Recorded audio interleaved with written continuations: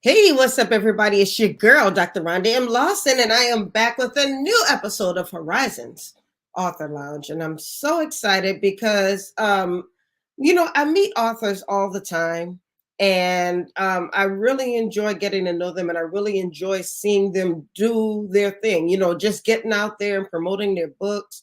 So last year, well, actually, a couple years ago, a number of authors I knew were participating in a virtual event called the Black Ink Festival. So I went ahead and logged in myself so I can see how everything was going. I was like, oh, this is a really nice festival. She did a really nice job with it, for it to be virtual, and gave all of the authors a chance to sell their books virtually. And then she decided that, okay, virtual is not enough. We're going in person. So then I saw a lot of my friends were going to the Black Ink Festival in New Orleans. Now, if I see New Orleans, I get excited because your girl is from New Orleans. So when I saw that there was a festival in New Orleans, it's like, oh, okay, let me see what's going on with them. And so I contacted a couple of them and saw what they were doing. I interviewed and let people know that they were coming to New Orleans. And I said, no, I need to meet this lady. So I'm excited that I finally got a chance to meet this young lady. So now that I have met her, I want all of you to meet her. So I am about to bring to the stage author Michelle D. Jackson, who is the creator of the Black Ink Festival in New Orleans. Hello and welcome to the show. Hello, how are you? Thank you for having I'm me. wonderful. I'll tell you, how Clark Kent is like, he's Clark Kent, the regular guy with the glasses on, but then he runs into the phone booth and then he comes out and all of a sudden he's Superman. Yes. I'd be so tired before the show. I'm like, oh, I just got off work. And then as soon as I hear the music, I'm like, yes, let's get it started. So that's kind of how I am right now. But thank you so much for taking the time to talk with me today. I'm looking forward to just getting to know you better and to learn more about the Black Ink Festival. So before I get started, if you can just let the people know who is author Michelle Jackson. Wow, that's always a tough question. I am the author of three books. I've been publishing books since 2010, self-published primarily. I am also the owner of PR Solutions, which is a strategic marketing and corporate event planning company here in New Orleans. I am also the owner of direct2author.com, which is an online platform where we promote independent authors, and the founder of the Black Writers Workspace, which is a online community of about 16,000 authors. I started this during COVID. I just published my second book in February of 2020 and decided I didn't understand. I didn't know we were going to be stuck in the house for a year almost. And that's when I decided to start the Black Writers Workspace, which is a private online Facebook group.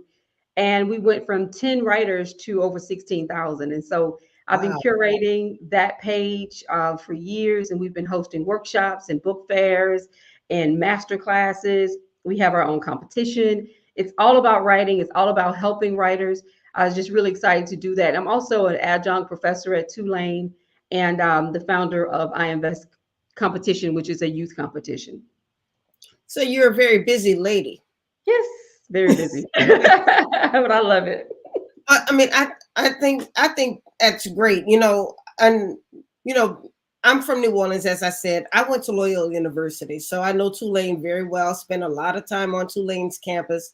So I I want to thank you because one of the things that I valued most about being at Loyola and also being at Tulane was that there were so many professors of color there, and they were so unapologetic. I think I learned the most about my culture and about Black literary works and Black authors. I learned the most at Loyola because of many of the professors that I had while I was there. And so it excites me when I see that people like yourself are continuing that tradition of just showing our students at these schools what can be and what's possible. Absolutely. And I commend Tulane and many of the colleges in New Orleans. You have a predominantly African American community. You want to make sure that you are embracing the culture here. And I teach in the master's program, economic development, and we focus all on, creating economic development strategies. That's the course that I create for New Orleans specifically. So I love that you brought that up. I'm happy to be there and happy to be a part of everything that's happening here in the city. Awesome. Now, speaking of things that's going on in the city, you have the Black Ink Festival that's taking place in May. Can you tell us a bit about that? Absolutely. This is our second live book fair here in New Orleans. We did this last year after hosting about three of the virtual events that you mentioned during COVID. Used the platform during COVID called Booth Central, was able to put authors in actual tiles on the screen and people can buy books from them. Loved it. I did three of those. It was just an amazing opportunity. But I knew as soon as the world opened up again, I wanted to do a live book fair. So I've been doing events for years, part of what I do in my PR company. So I was excited to be able to do it here. We did it at the where we're going to host it again this year is City Park, the Pavilion of the Two Sisters. Last year we had over 75 authors. This year we're going to have over 75 authors. They come from all over the world, all over the country. We have people to come in from as far as Washington State and New York to just sell books here in New Orleans. And so it's a really amazing event. We do some things a little different. We give Yes. away books. That's one thing. We have a DJ. He's, he or she, you want to know who's going to be this year, spinning live. We have this series called Reading in the Garden because we're doing it at the Botanical Gardens. We put up a tent and people can go out and read their books to a crowd. We have, a number of prizes, free tote bags. We brought out the Tramps, the Zulu Tramps last year. And we have featured authors, and that's what I love. We pull our featured authors locally. Last year we had Dr. Soloy, who's a professor at Dillard. She was the poet laureate for the state of Louisiana. We had Farah Rashan, who is a best-selling author from New Orleans.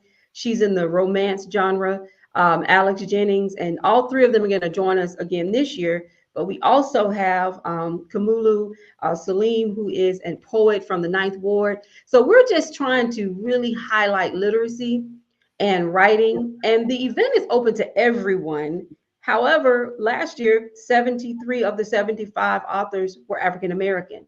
So I don't know if this is a fact, but this may be one of the largest, primarily Black book fairs in New Orleans. Now, I may be wrong there, but I think it is. And what is also dynamic is that we work in conjunction with Baldwin & Co., which is the Black-owned bookstore here.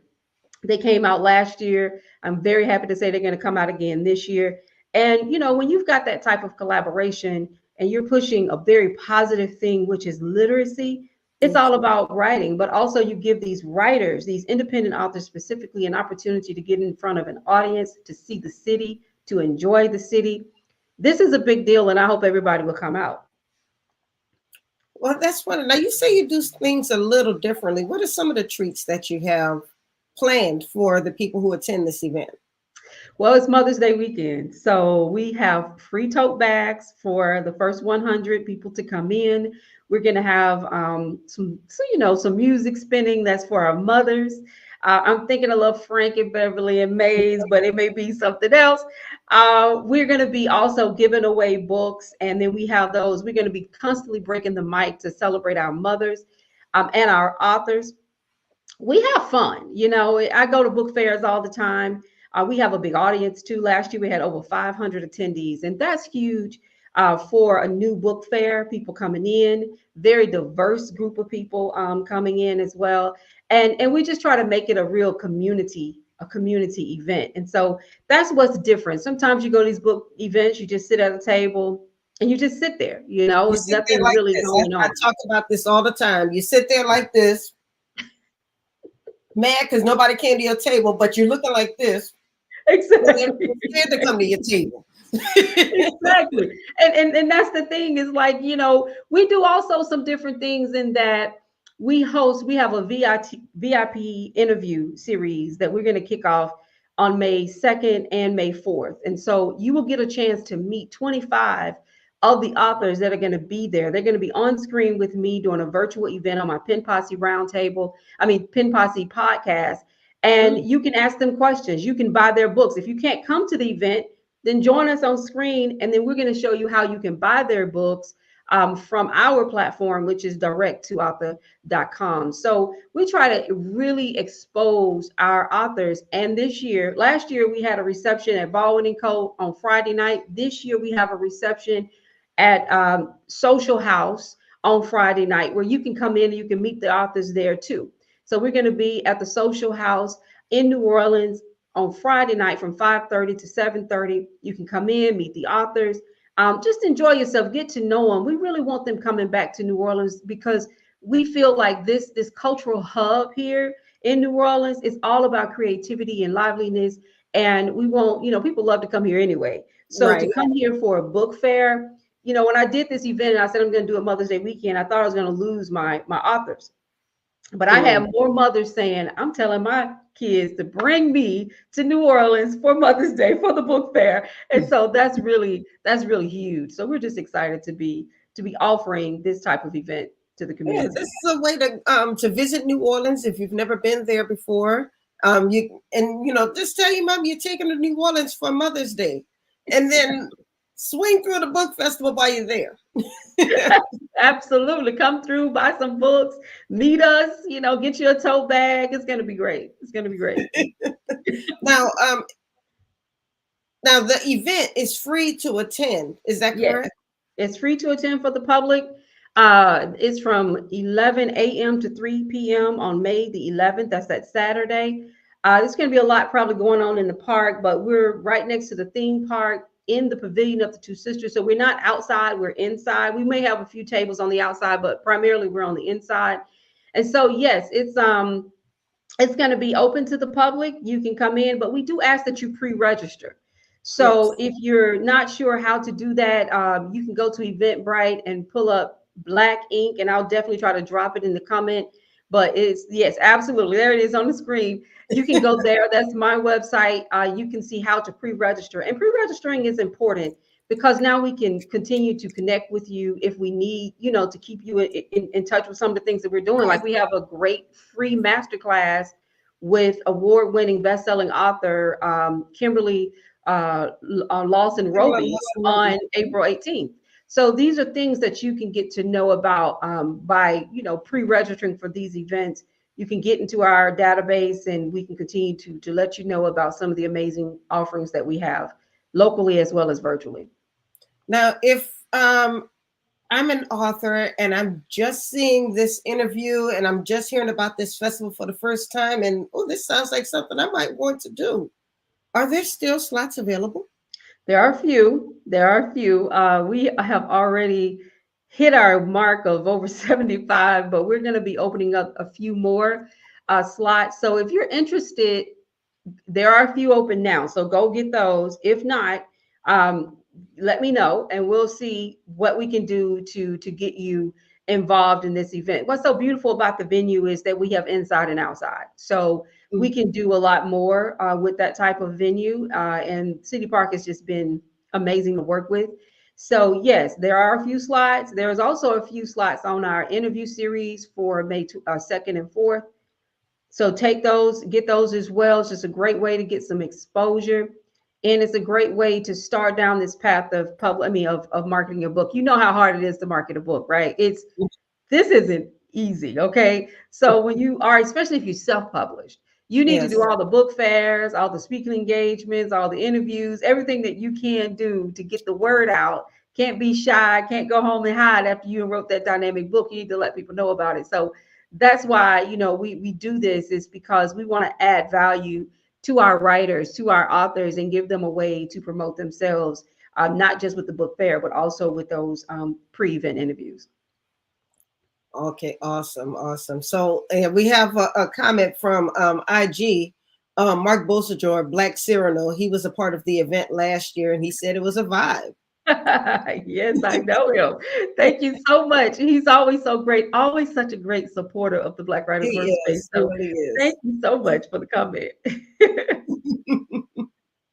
So now you mentioned that you have a platform where you sell people's books, and then you also have a Facebook group that you actually grew pretty quickly.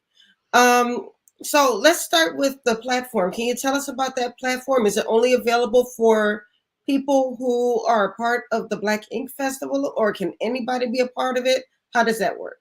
Anybody can be a part of it, and we actually don't sell the books, we market them. And this is what's unique about it. It's called direct the number two author.com, direct2author.com. It Mhm. is a free platform. You can go to it, you can hit build your profile. You will build a profile, and you can include things like videos, your YouTube videos, a review of your book cover. All this is done free, and what we're trying to do is build the largest database of books. Now, I will say of biopic books simply because that's who's getting in, but it's not only for us. However, that's who gets in. So we have over 400 books now. These books are amazing because what people don't know is a lot of times it's hard to find independent books. It's hard to find independent books out there because we're competing with the big boys, with the companies that have all the money, those who have traditional deals. And Yeah. so what I wanted to do is do something solely for independent authors. So if you're independent and you want to upload your book, you go there, you upload it. We give you one free marketing. We will promote your book for you either in our newsletter or on social media one time. And then we have a host of services. So if you go to shop services, you can buy a package where we will promote you on social media. We will do your press releases. Um, we can even do editing and a host of other things. I also have a independent publishing company called Jackson Publishing Group. So we can help you with a host of services, book cover design, anything you need. But to start, at least put your book out on book on the direct to author. I think you will really enjoy just first of all seeing that category. We have so many books on there. I mean, 400 independent books. That's Um, amazing. it's really great, and it's continuously growing. It's not just for Black Writers Workspace, it's for everybody. So we do encourage everybody to put their books out there. That's amazing. And what's even more amazing is how quickly you've been able to grow your platform. You know, I wasn't trying to build this community. It was kind of the thing that fell in my lap. And when it did, I had to decide, okay, am I going to really take this somewhere and do something with it, or just see it as, well, just kind of a fun social media thing? I got really serious about it because when I published my first book in 2010, I didn't know a lot. I didn't know a lot about book publishing. And so I was just Googling things and listening to people, and I spent wasted money. I did things I shouldn't have done. So when I started the Black Writers Workspace, I was like, well, I know 10 or more writers. We'll get on here and we'll talk about writing. And when Yeah. I start seeing the number of Black writers who join, 16,000, this is just, it's crazy. And I curate it all, meaning I approve everybody coming on. I delete every comment that is not positive because we are about positivity. And it is what the director author sprung out of. So it has been like an organically grown project that is now allowing me to connect with writers all over the world. It led to the creation of my podcast that has been recognized called the Pen Posse. We have a Pen Posse roundtable where we'll have 8 authors on the screen on a Saturday morning and talk for 2 hours about a topic. We do collaborative works on medium.com. We just kind of work together. And what I love, like I said, is all positive. It's all positive. Nobody is on there talking about anything they shouldn't be talking about. It's all about positivity. No hate. We don't review each other's books.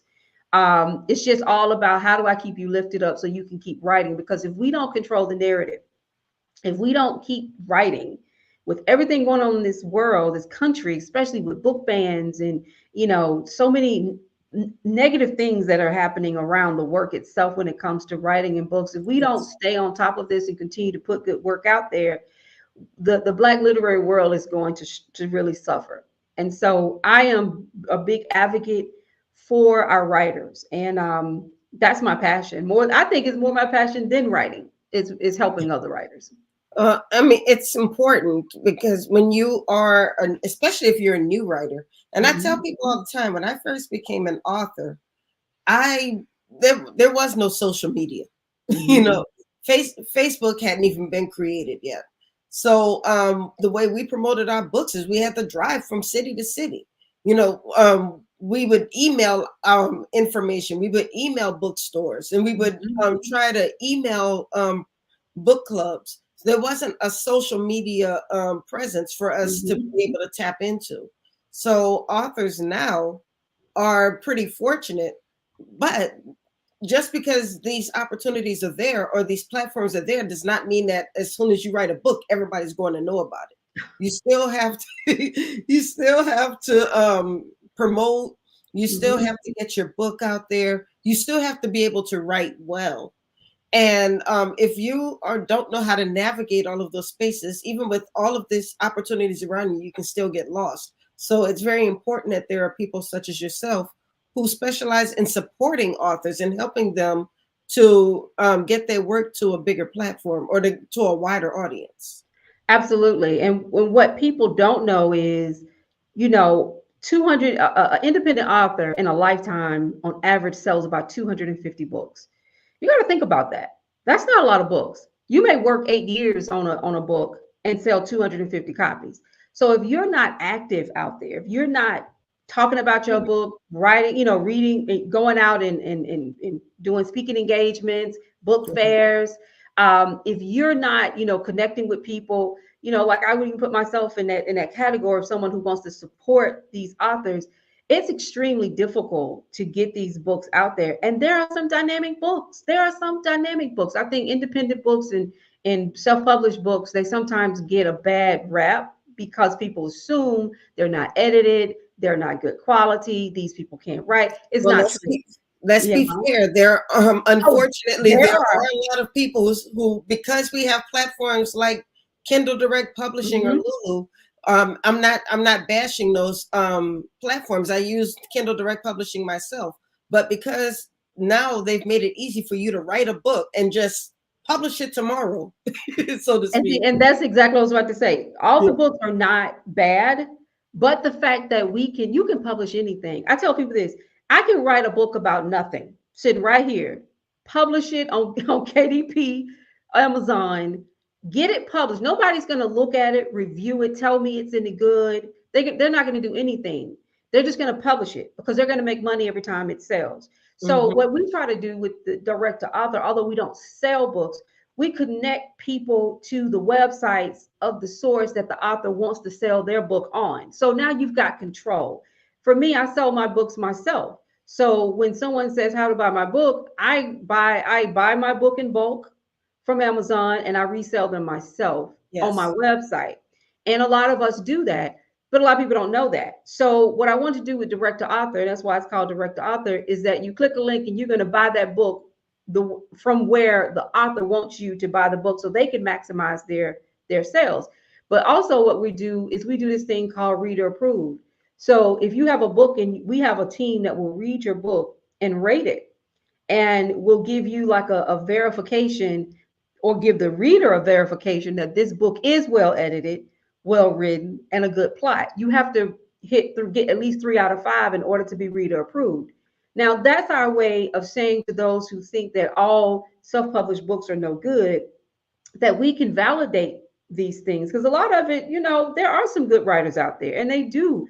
I spend a lot of money on editing. I don't know about you, but I don't put anything out there that's not edited. But I do know a lot of people do. But that is something that we're trying to do, is to give those writers who are serious about writing, who want to self-publish, an opportunity to validate their work and to show the world that it's worth reading versus a lot of this stuff that is just, I mean, I tell people all the time, I've had people to say to me, God told me to write this book, but he didn't tell them to edit it. He didn't give them before, you know what I'm saying? Okay, see, now Michelle, now you're getting shady, but I'm with you on that. And it becomes like, I believe in God too, but there has to be a standard in writing. And when you say, well, the book needs to be edited, no. It has to stay just the way it is. And I'm like, okay, well, then we have, then it's going to do what it's going to do when it comes to marketing, unfortunately. Yes. So we've got to take it serious because these are our legacies. Absolutely. You want somebody to read your book in 50 years and go, who wrote this? This was so poorly done. No, you want them to say, yes, this was a dynamic writer. And so we still want the same things that any other writer wants. No matter how you publish, we want to put out good work. So absolutely. Now, our next guest, Joseph Lewis, is watching, and he said he's very interested in your event, the Black Ink Festival. He would like to look it up. So what I'm going to do is we're going to make sure that we put the link back up which I believe is right here. That's it. We'll put the link back up. So anybody who is interested in being a part of the Black Ink Festival, there's still time, but there's not a lot of time and there's not a lot of space. So please do not take a week or two. You know how we do. We want to wait until the stars align, and we want to wait until an angel comes to us in our dreams before we make a decision. Y'all don't have time for that. Michelle has already said there's only a little bit of time left. So if you would like to be a part of the Black Ink Festival, if you would like to go to New Orleans, my city, Yes. Yes. then make sure that you hit this link and get some information on being a part of this event and being a vendor. I'm actually going to New Orleans next week to visit for a couple of days. And what I plan to do is to go over to Baldwin and Co. because I've not been there before. It was not a thing before I left New Orleans. Mm-hmm. So I've heard a lot of great things about that bookstore. I always worked with Community Book Center. Happen to love Mama Bear. And so I want to make sure that I visit her, but I also, like I said, want to visit Baldwin and Co. and check them out. And it's good to see that there's another Black-owned bookstore in New Orleans, because for a long time it's only been one. I love them both. I can't, I love them both. I love the energy when you get into the community bookstore. You just feel like this is home. And I love Baldwin and Co. as well. What I like what they're doing at Baldwin and Co. is he's bringing in all these best-selling authors and he's packing the house and he's proving one thing that we hear too often, and that is that the Black community doesn't read. And I think, we need that kind of support. He's bringing in some amazing authors, and, it's a beautiful thing to see that when we say there's culture here in New Orleans, that it's not just, music and art, but it's writing, it's poetry, it's spoken word, it's publishing, it's all those things. We are, the writers in this community are a part of the fabric of this cultural community. And I just, and the cultural economy. And I love what he's doing. But they're dynamic. I definitely go over and get some coffee, and hopefully I will love you. I wish you could come back for our event in May. That would be dynamic as well. Believe me, I'm trying to do so much this year. And I want to come back. That's why I called you. Like, well, if I can't come back, I still want to support you. Because like I said, I love what you're doing. It's a huge festival.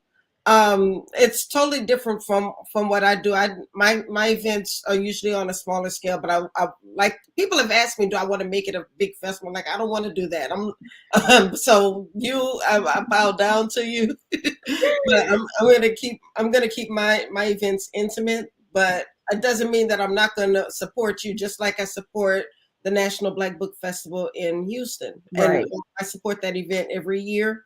And I would love to be able to do the same for you. I mean, I said on my Instagram page recently that there's no author, or there's no true reader who's only going to read one book. Mm-hmm. There's nothing wrong with us supporting each other and lifting each other up. And I think often as literary community gets to the habit where we feel like we have to compete with each other, pull each other down so we can try to rise up. And there's no need for that. No need. I 100% agree. To support you till the wheels fall off. It's enough. Everybody can eat, and we can all help each other, work together. But what we don't want to do is to stop writing and to discourage people from writing. Especially now when we're seeing more of these movies that are hitting Tubi and Freevee and Hulu and Netflix. So many Black movies are out there. Books are becoming movies. Let's take advantage of it. Let's control the narrative, tell our own stories, share those stories with the world. Stop assuming that people don't want to read about the Black experience. It's just not true. And studies show that all writers, all readers, they want to read about the Black experience. I want our publishing companies to believe that, but trust me, studies are showing that we want to read their work. They want to read ours, and let's just, end the diversity. I mean, the exclusion when it comes to that. I read all books. I don't care who wrote it. If it's a good book, I'm going to read it. And I think that most readers feel that way. But unfortunately, there's still these stereotypes around who's reading the, works by black writers, who's watching movies by black people. A good story is a good story, and every story is on this continent is the American story. So let's love on each other, and um, you know, just continue to support each other in any way we can. Mm-hmm. Absolutely. And on that note, we've come to the end of the interview, but I want to thank you once again for spending some time with me to tell me all about yourself, all about what you do, and of course, about the Black Ink Festival. If I can be there, I will definitely be there. Hopefully, our next guest, Joseph Lewis, will be there as well because I think he's interested. Do it, But Joseph. So, but once again, thank you so much. Your website is back on the screen. Go to the link there to find out more about the Black Ink Festival as well as direct to author. Let's support each other and lift each other up. This is what it's all about. So, Michelle, thanks once again for being on the show. You have a wonderful evening and best wishes on an amazingly successful event. Thank you. Thank you so much for having me. Take care. Bye-bye. Okay, y'all, that was author Michelle D. Jackson. She's the founder of the Black Ink Festival. We want to see you guys there. And just before we bring on our next guest, I do want to let you know that I am planning on going to Indianapolis for the Zeta Phi Beta sorority boule, and I want to take some authors with me. So if you would love to be able to get your book in front of thousands of readers and shoppers, you definitely want to join me in Indianapolis. The dates are going to be July 23rd through the 26th. If you would like more information about being a featured author during this event, make sure that you message me and I will get you the information. My email address is right on this flyer, if you can see it. info@mtwimagesolutions.com. I really hope to see you there. So without any further ado, we're going to bring on Mr. Joseph Lewis. Hello. Hello. Thank you for having me. Thank you for being here. Now, I met you on LinkedIn, and when I read your bio, writing is what you do. Well, yeah. How many books do you have published right now? I have 9 books out right now, and my 10th is going to drop January of 2025. So I tell people that I write one a year. It's very much like giving birth, although I've not had that experience. Don't really want it, but it's from idea to publication. It takes about 9 months to a year for me. So I'm glad you said that. Now, because a year goes by very fast. Yes. If you really look at it, because I've been planning on starting a book for months now, and here we are almost in the 5th month of the year. So what is your writing process when you are ready to sit down and write that book? Do you have a goal of writing a certain number of pages a day, or do you do any planning or any outlining before you begin? How does your process work? I am not an outliner. I'm truly a pantser. What I do is I do a lot of what I call pre-writing in my head. So when I sit down with my laptop and I try to write about an hour and a half, 2 hours a day, I have an idea of what I want to write for that evening or that day. Mm-hmm. Sometimes I nail it. Other times the characters take over and take me in a completely different direction. I can tell you that in Fan Mail, which is my most recent book, that is the only time that I knew what the ending was going to be like after the first 2-3 chapters that I had written. I knew what was going to be said, where it was going to be said, and how it was going to end. And so what I did is I stopped writing where I was, and I wrote the last 2 chapters. And all I did then is fill in the middle, right to that very end. And by and large, when I did the editing, and when my beta readers read it and did any kind of suggestions, we left the 2 final chapters alone. They did not change. It was that solid. Um, and I like that. My process is, I think about it, what I'm going to write, and then what I do is I write it. But before I do that, I read what I wrote the night before, and it does two things for me. I can do some minor edits. I can change some wording. I can change some dialogue. I can fix things that mistakes and things like that.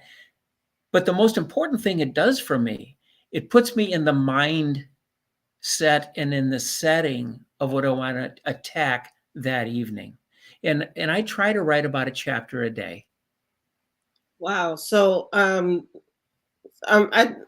tell a lot. I do a lot of book coaching, and I usually tell new writers, you might want to shoot for writing 10 pages a day, but even if you only write 2 pages, or even if you write 2 paragraphs, as Absolutely. long as you're writing something, you're going to get to your goal. But don't think that you're going to be a Joseph Lewis and be able to finish an entire chapter in a day if you've never sat down to write that much at the very beginning. You have to work your way up to that. Yeah, you're right. In that, two things that came to mind when you were talking about that. I'm a very different writer from when my first book was published in 2014 to what I was this year in 2023 when Fan Mail came out. I think I've gotten stronger. I've gotten tighter. I've gotten to know my characters so well. I do what Patterson does with his Alex Cross, with John Sanford does with his Lucas Davenport. He moves his characters from book to book to book into a different situation and a different tale, so to speak. And so my characters move with me. One of my readers mentioned that I have a patchwork family of adopted kids, and that is kind of an underlining thread in all my books. It's a thriller, crime, mystery. Sometimes it borders on police procedural, but within every book, there's a real strong coming of age thread, because having been in education for 48, 49 years now and counting, part of that was 11 years as a counselor, spent a lot of time in the classroom. And then as an administrator, you're walking in the hallways, listening and watching kids. I'm in the cafeteria listening to and watching kids. And so I've gotten to know kids besides my own really well. And so I just put all of that into my books. Wow. So this isn't something you just, even though you say you're a pantser, I don't know, you're not exactly writing by the seat of your pants. You already know where you're going. Well, yes, I don't. I guess you could say I have an outline in my head, Yeah. but it's not written down on paper, and I don't even know if I'd call it an outline. I would say that I have a character in mind and a direction that I want to go, and then sometimes in my book Betrayed, that started out to be a story about George and his brothers, but very quickly it was told through the eyes of Brian. And he was the one who was telling that particular story. And you didn't plan that? Pardon me? You didn't plan for the story No. told through Brian's eyes? No, that came about, I want to say about halfway through. And then I had to do some tweaking towards the beginning, when I did the edits and things like that, because it had to be thorough and consistent. Mm-hmm. But it sometimes it just happens that the best laid plans, I guess, kind of fall apart. Yes. And happily so, because it made for a much better story. Betrayed was a Maxie Award winner. It was a Pencraft Award winner. It was a finalist for Best Thrillers. And so some really nice things happened, I think, as a result of me switching that particular character. I should say the point of view. Now, do you have any of your books with you right now? I do. I have Fan Mail with me right now. Okay, and Fan Mail that's not the one that's going to be released in 25. That's the one that's currently released. That's right. That is my most recent one, is Fan Mail. Okay, can you tell us about the story? Oh, Fan Mail? It's kind of fun in that I had this idea. I was listening to I guess, a talk show, and they were talking about how sometimes fans get carried away. And Mm. in these actors, and we've seen sometimes the people pile on, and then when they get ignored, they get angry. And so what I did was, there are three kids in my books that are in a band, and the band became kind of locally famous, so to speak. And there is a fan that was ignored, and the fan became a stalker, and the stalker then became rather deadly with intentions.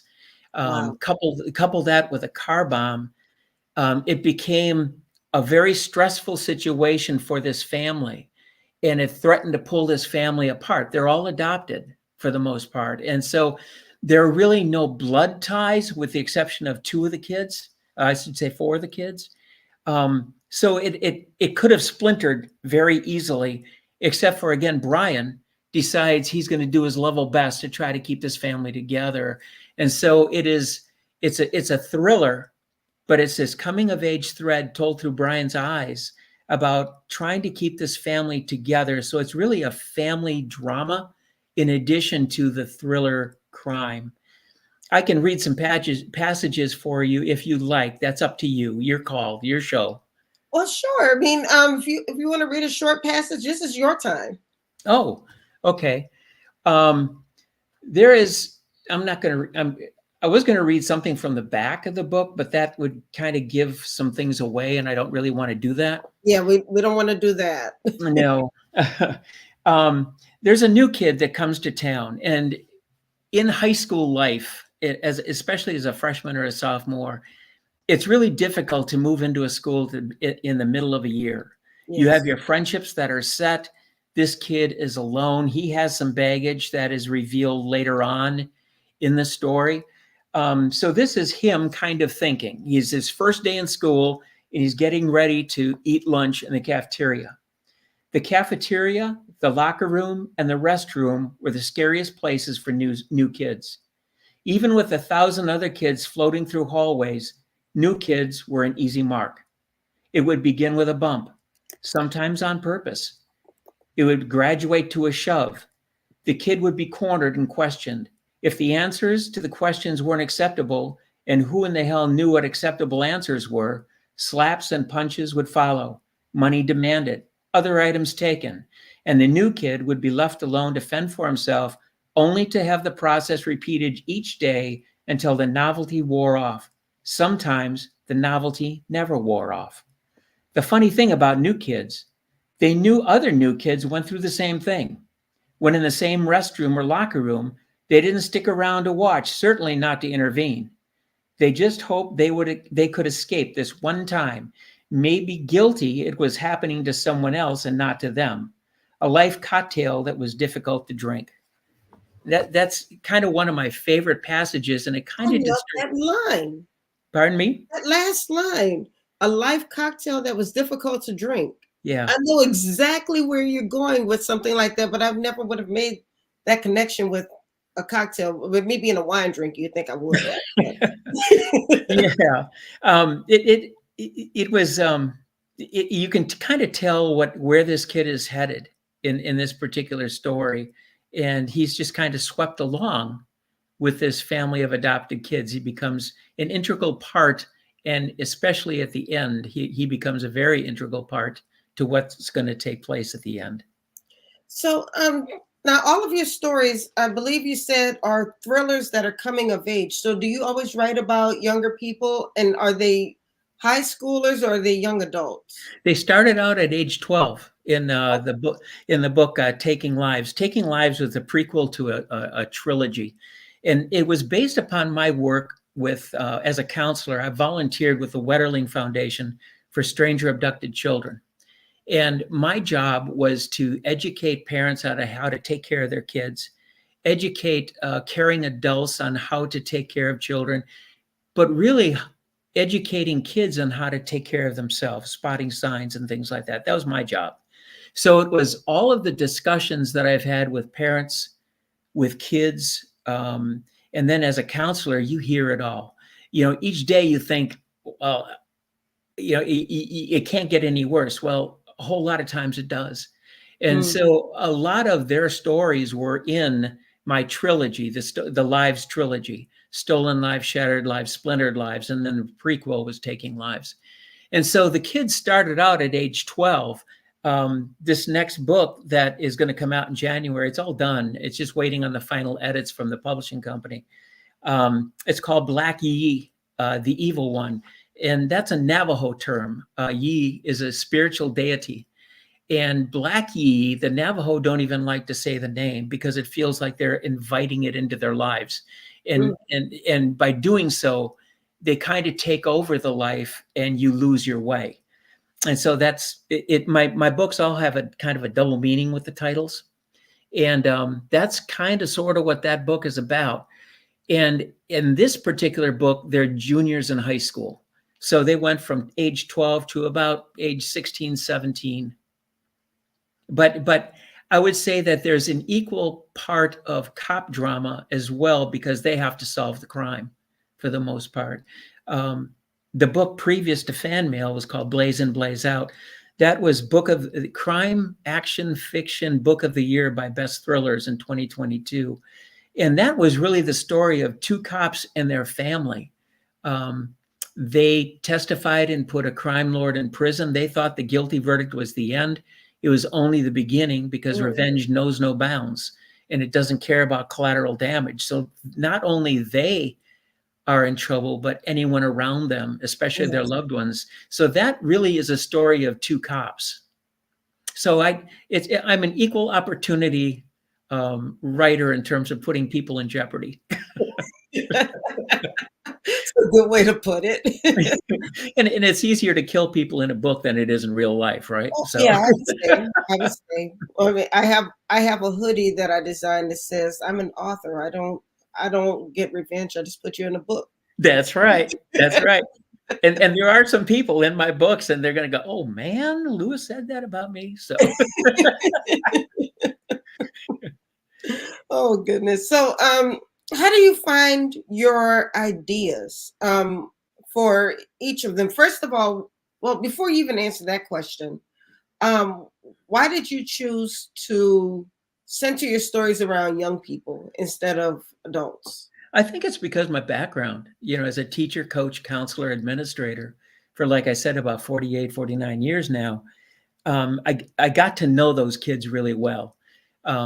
We adopted our son, Will, Kim and I did, when he was age 7. And the funny story about that is that he was supposed to be here in time for our wedding. But our government, the Guatemalan government, put up some roadblocks, like that happens in adoptions. And so we ended up getting pregnant with Hannah and giving birth. And 1 month and 1 day after her birth, I'm on a plane to Guatemala to go get Will. So we ended up with 2 kids, not knowing English, and our Spanish was un poquito, and really ugly.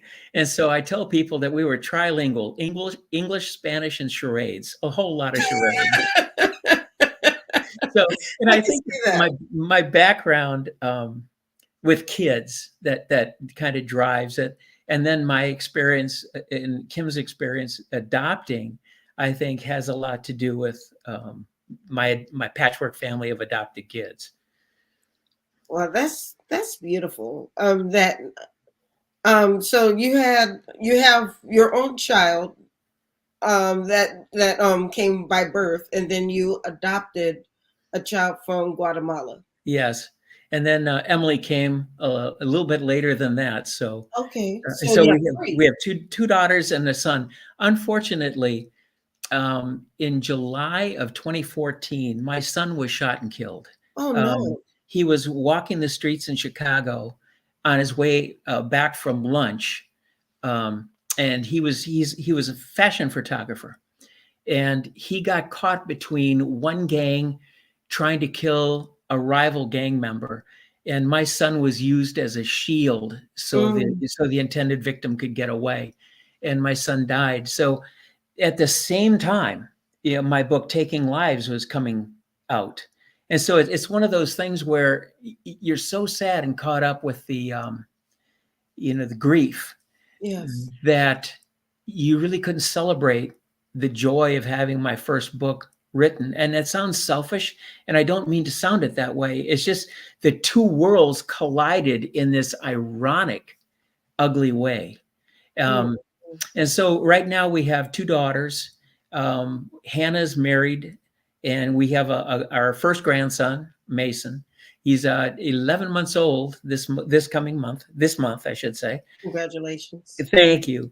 And my youngest, Emily, is going to be married June 8th. So I have now two son-in-laws and two daughters, and my wife and two dogs. And some days I kind of like the dogs and sometimes not. So, Well, I must say I'm very, very sorry for your loss. But it seems like a lot of joy has come after that loss. I mean, absolutely. yeah, just to watch your daughters grow, and they're married now, and you're still writing books, so you still had a lot of joy in your life. I'm honestly a Pollyanna. If you ask me if the glass is half full or half empty, I'm going to tell you it's almost all full.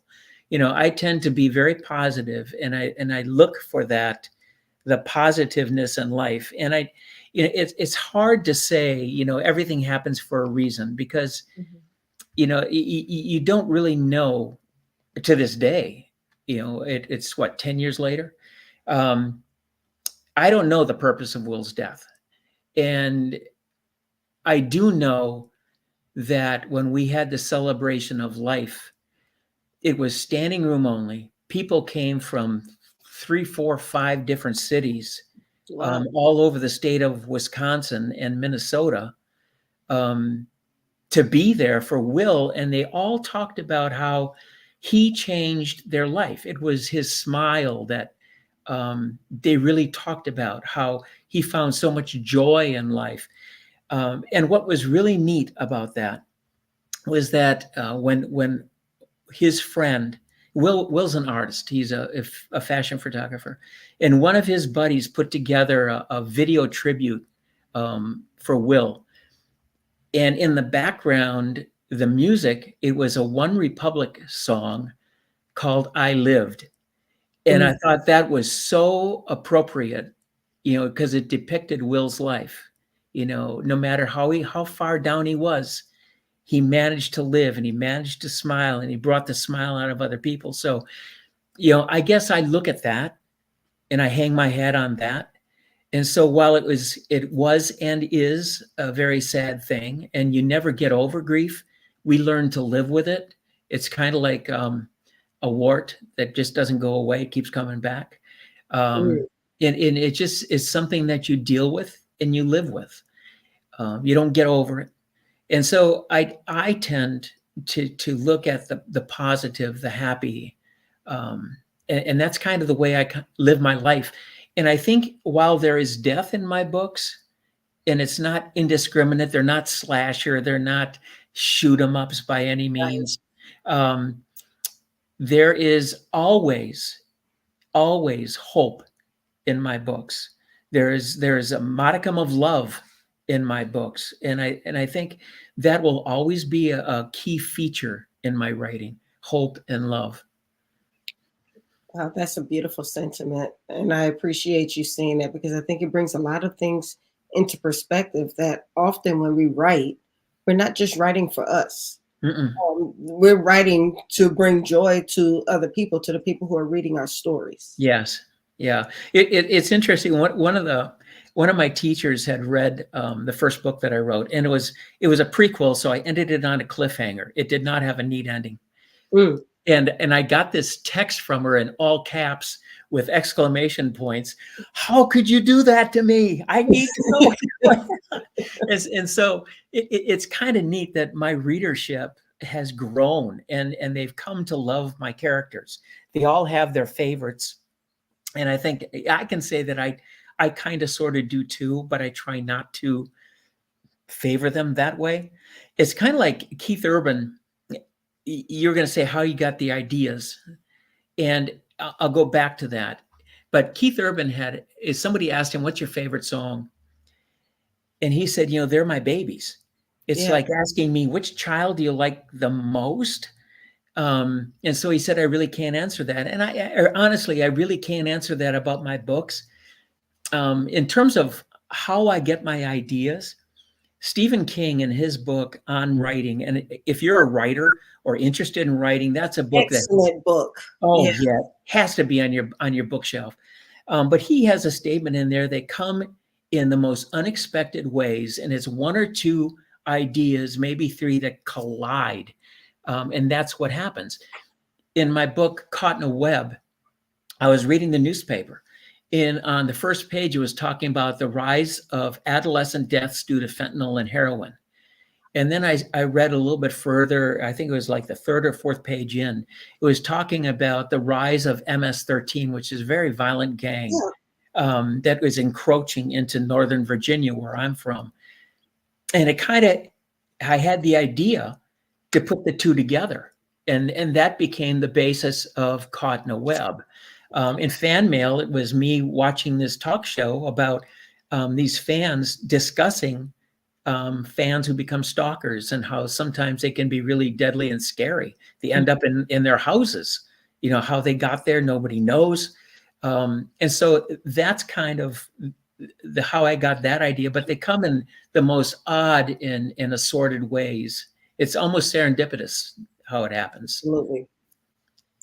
Wow. So I'm really, really enjoying talking with you. And I really hope people are listening, because this is almost like a master class on writing and why we write.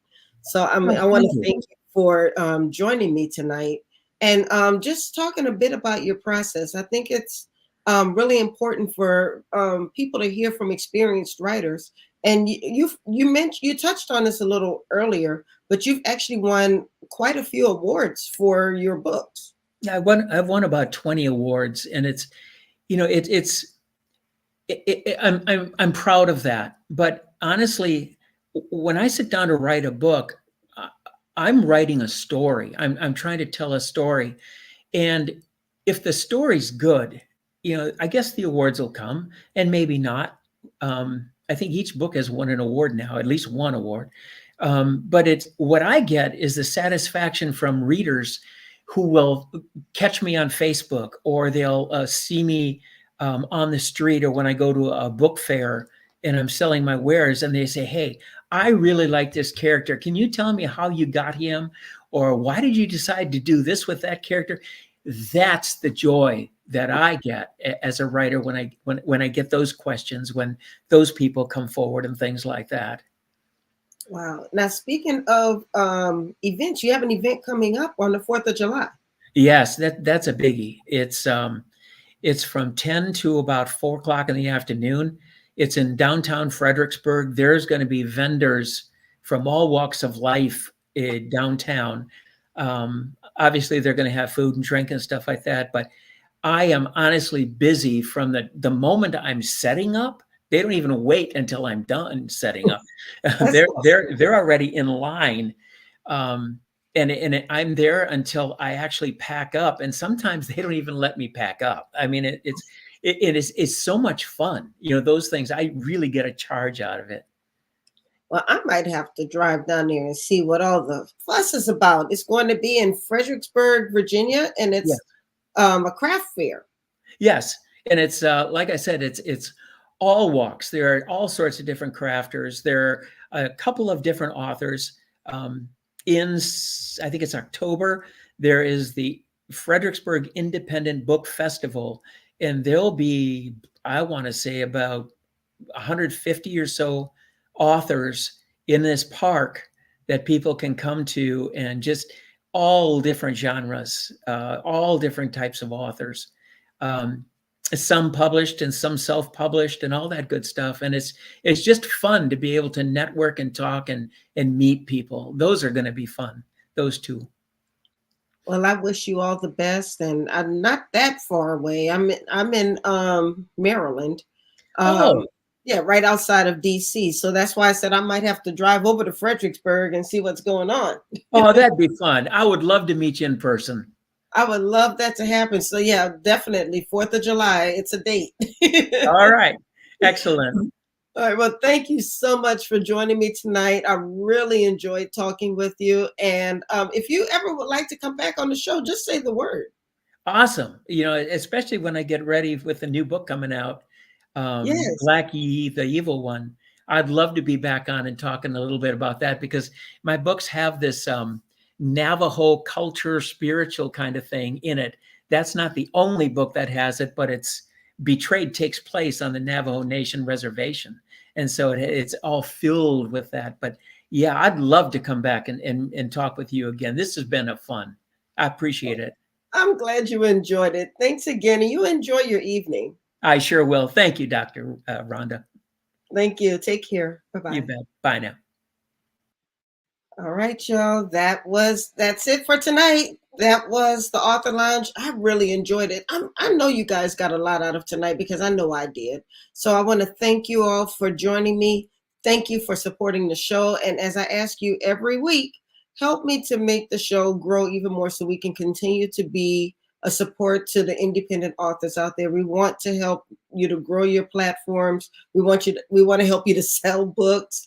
And just like I said earlier with Michelle, there's enough for everybody to eat. So we're not competing, we're collaborating. And that's what this is all about. So don't forget, just a couple of reminders. I will be in New Orleans April 18th through the 21st. I'll be at the Sofrat Greek weekend. So if you are going to be in New Orleans, make sure that you stop by for that. I'll probably, I don't know if I'm going to the welcome party. I haven't figured out which event I'm going to yet, but I'll let y'all know. But I'm going to a few of these events, April 19th through the 21st.